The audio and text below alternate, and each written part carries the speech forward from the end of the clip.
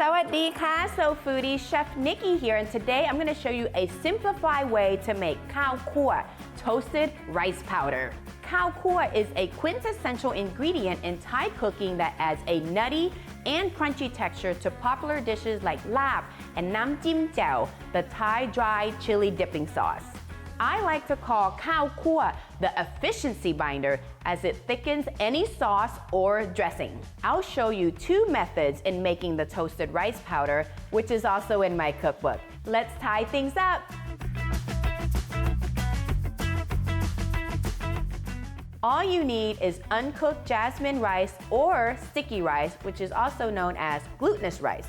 The choice between these grains affect the fragrance and the texture just slightly. I personally prefer the sticky rice as it's easier to grind. Or you can use whatever you have in your kitchen. Today, we'll prepare Khaw Kua using both a high-powered Vitamix blender for efficiency and the mortar and pestle for tradition. Begin by toasting the rice in a dry skillet over medium heat. Stir constantly to ensure even toasting until the rice turns a beautiful golden brown and emits a nutty aroma. Kind of smells like popcorn. A chef tip, so it is really important to cool down the toasted rice before you put it in the Vitamix because that could create steam and it's gonna turn this into a paste. No good. Once cooled, transfer the toasted rice to your Vitamix blender. Pulse it until you achieve a fine powder. The Vitamix does an excellent job at grinding quickly and giving you like that perfect, even consistency for sprinkling it over any of your Thai dishes. So for the more traditional way, we're going to use the crock or the mortar and pestle to grind this. You really get to connect to the rice. You can control the consistency. It does take a little bit longer.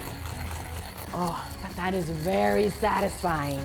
Some prefer a coarser grind for added crunch in certain dishes. And some people love to tell me that they feel like they're eating sand when it's coarser. So you can totally see the difference. There's this coarser one and then the powdered one. Let's see if it really tastes like sand. Yeah, maybe sand, but you know what? It's so nutty and it has this beautiful toasted taste to it.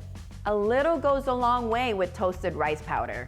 Use it to add depth to meat salads, sprinkle it over some noodle dishes, or even incorporate it into marinades for a subtle crunch. It is a versatile ingredient that elevates the simplest dish to something extraordinary. Cooking Thai food at home is so fun.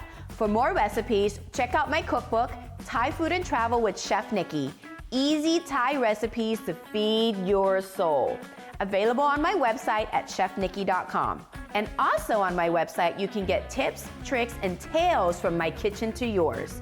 Don't forget to hit like, share the joy, and subscribe for more culinary adventures. Every ingredient tells a story, even Khaw Kua. Stay inspired, and I'll see you next time for more delicious recipes. ขอบคุณค่ะ